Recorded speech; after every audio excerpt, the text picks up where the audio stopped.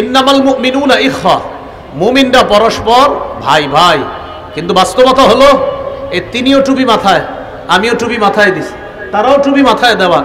আমরা আমাদের বিরুদ্ধে কথা বলতেছি, আমি তার বিরুদ্ধে, তো তিনি আমার বিরুদ্ধে। তো আল্লাহ বলতেছে মুমিন পরস্পর ভাই ভাই। বিদায় হজে রাসূল সাল্লাল্লাহু আলাইহি সাল্লাম বলেন, তা'লামনা আন্না কুল্লা মুসলিমিন আখুল লিল মুসলিম, জেনে রাখো পৃথিবীর সকল মুসলমান সকল মুসলমানের ভাই বলে আমি নবী ঘোষণা করলাম। এখানে আপনারা যারা আছেন আর মাইকের আওয়াজ যারা শুনতেছে, আপনাদের কাছে কর জোরে আবদার, কোন মুসলমানের বিরুদ্ধে অন্তত আপনি কথা বলবেন না। কোন মুমিনের বিরুদ্ধে যারা আছেন অন্তত আপনি লেখালেখি করবেন না, আপনি বলবেন না। কারণ প্রত্যেক মুমিন আমার ভাই, আপনার ভাই। লেখালেখির জন্য লোক আছে, কথা বলার জন্য লোক আছে। আমার আপনার দায়িত্ব কর্তব্য ঈমানি ভ্রাতৃত্বের সম্পর্ক বাড়ানো। আল্লাহ তৌফিক দান করেন।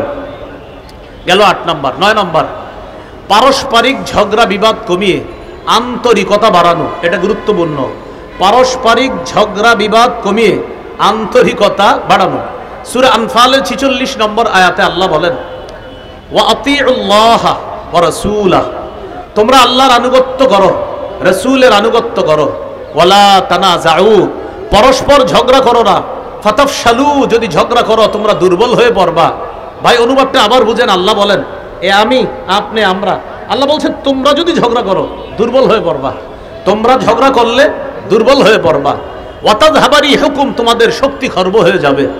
তাহলে আপোষের মধ্যে ঝগড়া না করা।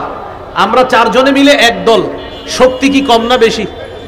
আমরা 4 জনে এক দল, শক্তি কম না বেশি? সকালে আমগো মধ্যে ঝগড়া হয়েছে, ঝগড়া হওয়ার পর বিকালে আমরা 4 জনে 4 দল হয়েছে, শক্তি কি কমলো না বাড়লো? হ্যাঁ বলেন, কমে গেল। তাহলে 4 জনে এক দলে আছে, শক্তি বেশি। ঝগড়া হয়েছে, বিকালে আবার আলাদা হয়ে গেছে, শক্তি কমে গেছে। এটাই হচ্ছে বর্তমানে। ফেসবুকে সকালবেলা ছবি একটা দেয়, দেওয়ার পরে বলে চোখের শীতলতা, মুসলমান এক হয়ে যাচ্ছে। বিকালে আবার শুনি না, সম্ভব না। ওই দিন বিকালে আবার কি হয়, না, সম্ভব না। তাহলে এটাই হচ্ছে। তো আল্লাহ বলছেন ওয়ালা তানাজাউ, ঝগড়া করো না। ফাতাফশালু, তাহলে দুর্বল হয়ে পড়বা। আমি আপনাদেরকে একটা কথা বলবো। ইসলাম শব্দে, বলেন কি শব্দে? ইসলাম শব্দে, ইসলাম প্রশ্নে মুসলমানের এখন একতাবদ্ধ হওয়া ছাড়া আর দ্বিতীয় কোনো রাস্তা নাই। ইসলাম শব্দে, ইসলাম প্রশ্নে। কেন? এই কেনর আলোচনা আমার আছে, একটা লম্বা আলোচনা। আমার একটা আলোচনা আছে খেলাফত ব্যবস্থা ধ্বংসের ইতিহাস, দেখবেন প্রায় অনেকগুলা পর্বে আছে। সেখানে বলেছিলাম ইহুদিরা মুসলমানদের জয় জয়কর অবস্থা নষ্ট করেছে কিভাবে। তারা গবেষণা করে দেখছে মুসলমান অস্ত্রের জোরে জিতে না, মুসলমানের অস্ত্র নাই, তারপরেও তারা কেন জয়লাভ করে। তারা গবেষণা করে একটা জিনিস পাইছে, একতা, মুসলমানদের একতা। এই একতাটা নষ্ট করার জন্য ইহুদিরা ষড়যন্ত্র চালাইছে। 6টা অঞ্চলে ষড়যন্ত্র হয়েছিল। শুরু হয়েছে ইয়ামান। ইয়ামানে এক ব্যক্তির জন্ম হয়েছে, তার নাম আব্দুল্লাহ ইবনে সাবা। সেখান থেকে সে আসছে মদিনায়, মদিনা থেকে গেছে বসরা, বসরা থেকে কুফা, কুফা থেকে দামেস্ক, দামেস্ক থেকে মিশর। এইভাবে সে দল তৈরি করে খলিফা উসমান রাদিয়াল্লাহু তাআলা আনহুর বিরুদ্ধে ষড়যন্ত্র করে 35 হিজরির 17 বা 18 জিলহজ হযরত উসমানকে শহীদ করার মাধ্যমে পৃথিবীতে মুসলমানদের একতা সর্বপ্রথম ইহুদিরা নষ্ট করছে। এই কথাটা মাঝখানে হঠাৎ বলে ফেললাম, গুরুত্বপূর্ণ কথা। 35 হিজরি 17 বা 18 জিলহজ মুসলমানদের একতা সর্বপ্রথম নষ্ট হয় পৃথিবীতে। সেই একতা আজও পর্যন্ত পরিপূর্ণ ফিরে আসেনি। আমরা আল্লাহর কাছে দোয়া করি আল্লাহ যেন আমাদের সেই একতা আবার ফিরিয়ে দেয়, আমাদের মধ্যে ঐক্যবদ্ধ হওয়ার তৌফিক দান করেন। এগুলো 9 নম্বর। 10 নম্বর, সারা পৃথিবীর কোথাও কোনো একজন মুসলমান আক্রান্ত হলে, আমি আক্রান্ত হওয়া, আপনারা আক্রান্ত হওয়া, সবাই আক্রান্ত হওয়া, আফ্রিকা, ফিলিস্তিন, গাজা, বেলুচিস্তান, কাশ্মীর, শীশান, আফগানিস্তান, কাশগড়, পৃথিবীর প্রান্তে প্রান্তে কোথাও একজন মুসলমান আক্রান্ত হলে আমি আপনি আক্রান্ত হওয়া, এটা 10 নম্বর উপায়। কোন মুসলমান আফ্রিকা মার খাচ্ছে আর আপনি বাংলাদেশে বসে বসে বলতেছেন সে মাইর খাইলে আমার কি, তো আপনি এদেশে ইসলাম কায়েমের স্বপ্ন দেখেন না। সে মাইর খাইলে আমার কি যদি বলেন, আপনি তো মুসলমান হতে পারেননি এখনো। কারণ আল্লাহ রাসূল বলেছেন আল মুসলিমুনা কা জাসাদিন ওয়াহিদ, মুসলমান সবাই এক দেহের মতো, এক দেহের মতো সব মুসলমান। দেহের এক অংশে আঘাত লাগলে, আমি হাতের মধ্যে আঘাত পেলে শুধু হাতে না সারা দেহে আঘাত হয়। সারা পৃথিবীর কোনো এক প্রান্তে একজন মুসলমান আক্রান্ত হলে আমার আপনার দেহে আঘাত লাগতে হবে, সারা পৃথিবীর মুসলমান আঘাত পেতে হবে, তাহলে বোঝা যাবে মুসলমান মুসলমানকে এক দেহ মনে করে। আর যদি কোনো মুসলমানের আঘাতে আমি আপনি আঘাতপ্রাপ্ত না হই, বুঝতে হবে আমি আপনি এখনো খাঁটি মুসলমান হতে পারিনি। এটা 10 নাম্বার। 11, নির্যাতিত মুসলমানদের জন্য অর্থনৈতিক সহযোগিতার ব্যবস্থা করা, এটা 11 নাম্বার। যেমন গাজার মুসলমানদের জন্য অর্থনৈতিক সহযোগিতার ব্যবস্থা। আমরা তো ফিলিস্তিন ইস্যুরে কেন্দ্র করে আরো অসংখ্য ইস্যু ভুলে যাই। গাজার মুসলমান যেমন নির্যাতিত, শিশুরা নির্যাতিত, আরো অসংখ্য মুসলিমরা বিভিন্ন জায়গায় নির্যাতিত হচ্ছে। তাদেরকে খুঁজে খুঁজে তাদের এলাকাগুলো চিহ্নিত করে আমরা যারা সুস্থ আছি আমাদের দায়িত্ব তাদের জন্য অর্থনৈতিক সহযোগিতার ব্যবস্থা করা, এটা 11 নাম্বার। 12 নাম্বার, জুলুমের বিরুদ্ধে বজ্র আওয়াজ উঠানো। বলেন সবাই কিসের বিরুদ্ধে? আবার বলেন কিসের বিরুদ্ধে? বলেন সবাই এই দায়িত্ব, বলেন বলেন সবাই, জুলুমের বিরুদ্ধে বজ্র আওয়াজ উঠানো এই দায়িত্ব শুধু হুজুরদের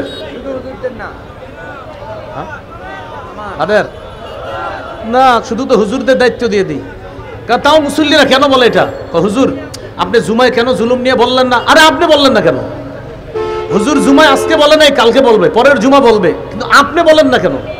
আপনারা এলাকার 70 জন 100 জন মুসলমান, আপনারা বলছেন না? বলি নাই তো আপনারা বলেন না কেন? সব দায়িত্ব হুজুরের। জুলুমের বিরুদ্ধে বজ্র আওয়াজ সবাই তুলতে হবে। বলেন জুলুমের বিরুদ্ধে বজ্র আওয়াজ সবার। সৈয়দ মোহাম্মদ ফয়জুল করিম হাফিজাহুল্লাহ তিনি যেমন জুলুমের বিরুদ্ধে বজ্র আওয়াজ তোলেন, শেখুল হাদিস মাওলানা মামুনুল হক তিনি যেমন জুলুমের বিরুদ্ধে বজ্র আওয়াজ উঠান, সারা বাংলাদেশের অসংখ্য অগণিত উলামায়ে কেরাম তারা যেমন জুলুমের বিরুদ্ধে বজ্র আওয়াজ উঠায়, প্রতিটা মুসলমানের দায়িত্ব কর্তব্য তাদের পার্শ্ববর্তী জালেমের বিরুদ্ধে জুলুমের আওয়াজ উঠানো। এটা কি এইখানে ঠিক না বাহিরে গেলেও ঠিক? আর জুলুমের বিরুদ্ধে আওয়াজ উঠানো এটা সবার দায়িত্ব কর্তব্য। সূরা হুদের 113 নম্বর আয়াতে আল্লাহ বলেন, ওয়ালা তারকানু ইলাল্লাযীনা যালামু ফাতামাসসাকুমুন নার, তোমরা জালেমদের প্রতি ঝুঁকে পড়ো না, তাহলে আগুন তোমাদেরকে স্পর্শ করবে। এই আয়াতের একটা ব্যাখ্যা হলো, জালেমের 2-4টা ভালো কাজ দেখে তাকে প্রশংসার বন্যায় ভাসিয়ে দেওয়া যাবে না। আমি আবার বলছি, জালেমের 2-4টা ভালো কাজ দেখে তার হাজারো জুলুম ভুলে গিয়ে বলা যাবে না উন্নতি আর উন্নতি, এটা বলা যাবে না। জালেমের 2-4টা ভালো কাজ দেখে তাকে প্রশংসার বন্যায় ভাসানো যাবে না, তার জুলুম নিয়ে সবাই কথা বলতে হবে। এটা 12 নম্বর দায়িত্ব বর্তমান পরিস্থিতি থেকে উত্তরণের। 13 নম্বর, মুসলমান বিলাসী জীবন বর্জন করতে হবে। মুমিনরা বিলাসী জীবন বর্জন করতে হবে। মুমিনকে দেখলে মনে হবে তিনি কি জানে একটা বিষয়ে পেরেশান। মুমিন দেখলেই মনে হবে তিনি কোনো না কোনো বিষয়ে পেরেশান। এই পেরেশানি ধর্ম নিয়ে, এই পেরেশানি আল্লাহ আল্লাহ রসুলের বিধান দুনিয়াতে বাস্তবায়নের জন্য। মুমিনকে দেখলে মনে হবে ভাই কোথায় যান? নামাজে যাই। ভাই কোথায় যান? মাদ্রাসায় যাই। ভাই কোথায় যান? একজনকে একটু সাহায্য করতে যাই। কোথায় যান? অসুস্থ ব্যক্তির সেবা সুন্নত হিসাবে আদায় করতে যাচ্ছি। ভাই কোথায় যান? একজনকে নামাজের দায়িত্ব দিতে যাচ্ছি। কোথায় যান? যে ইসলামের কাজে কিছু মানুষ সংগ্রহ করা দরকার। মুমিনের 24টা ঘন্টা ওরে দেখলেই মনে হবে সে আল্লাহর কোনো না কোনো কাজ বাস্তবায়নের জন্য ব্যস্ত। মুমিন বিলাসী হবে না। তিরমিজির হাদিস 2320 নম্বর হাদিস, রাসূলুল্লাহ সাল্লাল্লাহু আলাইহি সাল্লাম বলেন, লাউ কানাতিদ দুনিয়া তা'দিলু ইনদাল্লাহি জানাহা বাউদা মা সাকা কাফিরান মিনহা শারবাতা মা। এই পৃথিবীর মূল্য আল্লাহর কাছে যদি একটা মাছির ডানা পরিমাণ হতো, তাহলে পৃথিবীর একজন কাফেরকে আল্লাহ এক ঢোক পানি পান করতে দিতেন না। এই দুনিয়ার সুখ শান্তি ভোগ বিলাস আরাম এগুলো কাফেরদের। মুমিনের স্থায়ী সফলতা আর ভোগ বিলাস হবে জান্নাতে ইনশাআল্লাহ। এই হলো 13 নাম্বার। 14 নাম্বার, এটা আমার সাথে সবাই জোরে বলতে হবে। বলেন অধিকার আদায়ের লড়াই। বলেন অব্যাহত রাখা। আবার অধিকার আদায়ের লড়াই অব্যাহত রাখা। এবার বলেন মুসলমানদের অধিকার আদায়ের লড়াইয়ের নাম পবিত্র জিহাদ। এটা 14 নাম্বার। এটা অব্যাহত রাখতে হবে। আমার সাথে একটু বলেন, বলেন ক্রয় বিক্রয় করতে গেলে 5টি জিনিস লাগে। ক্রেতা, বিক্রেতা, দ্রব্য, মূল্য, বাজার। ক্রেতা, বিক্রেতা, দ্রব্য, মূল্য, বাজার। বসেন। এবার আমার সাথে বলেন, ক্রেতা আল্লাহ, বিক্রেতা মুমিনগণ, দ্রব্য জানমাল, মূল্য জান্নাত, বাজার জিহাদের ময়দান। ক্রেতাকে, বিক্রেতা মুমিনগণ, দ্রব্য জানমাল, মূল্য জান্নাত, বাজার জিহাদের ময়দান। সূরা তাওবা 111 নম্বর আয়াতে আল্লাহ বলেন, ইন্নাল্লাহা আশতারা, নিশ্চয় আল্লাহ ক্রয় করেছেন, আল্লাহ ক্রেতা, মিনাল মুমিনিনা, মুমিনদের থেকে, মুমিনরা বিক্রেতা, আনফুসাহুম ওয়া আমওয়ালাহুম, তাদের জানমাল, জানমাল হলো দ্রব্য, বিআন্না লাহুমুল জান্নাহ, মূল্য হলো আল্লাহর দেওয়া জান্নাত।